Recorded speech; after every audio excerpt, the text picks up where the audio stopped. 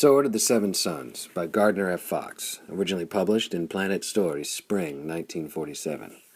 Read by Jon Gill. Part 13. But now the Darksiders were using their rocks against the Magna ship.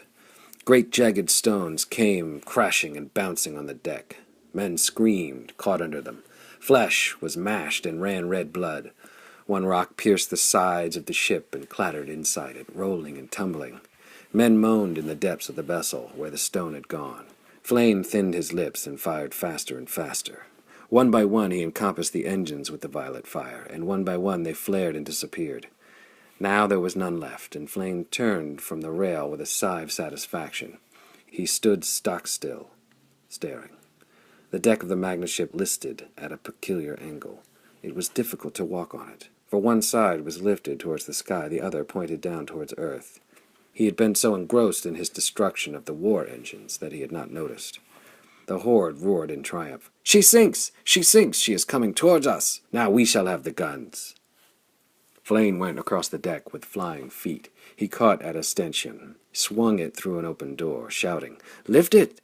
Lift her nose!" Evelyn was pale, watching him beside Hearth, who stared unseeingly at the man in the doorway. Evelyn whispered, "It's no use, Flame.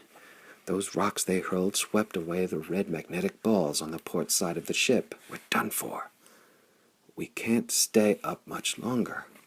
"We can stay up long enough to get to the mountains," Flame rasped, pointing to where the green and brown hills rose towards the clouds. "There we can make a stand. The Darksiders can come at us only a few at a time.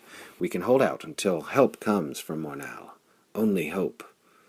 Hearth hit the table with the palm of his hand violently, so that a quill and an ink bottle bounced a little. "Sheer madness," he bellowed, rising swiftly to his feet.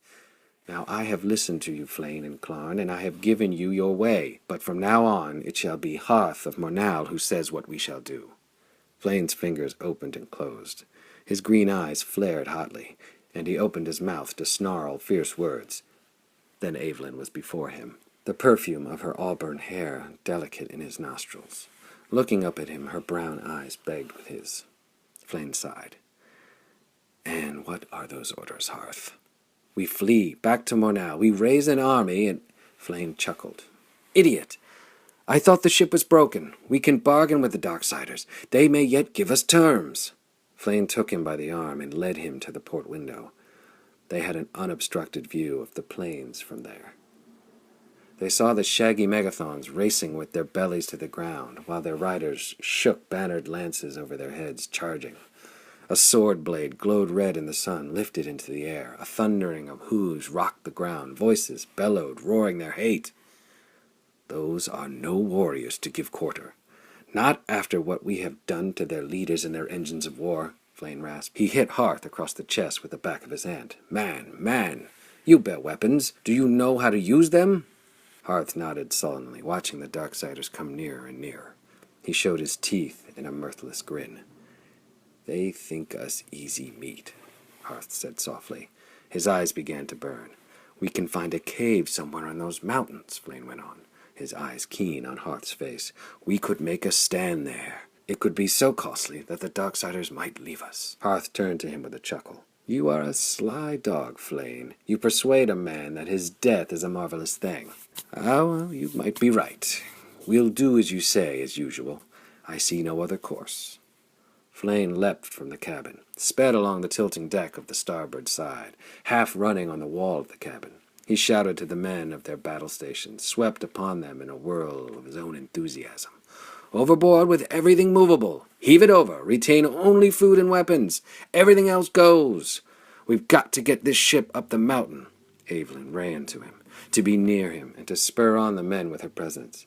She put soft white hands to lamps and cushions, carrying them to the rail and casting them.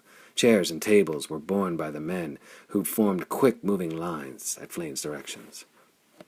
Soon the cabins lay stripped and bare, except for the men who clustered in them, polishing and sharpening swords and lances.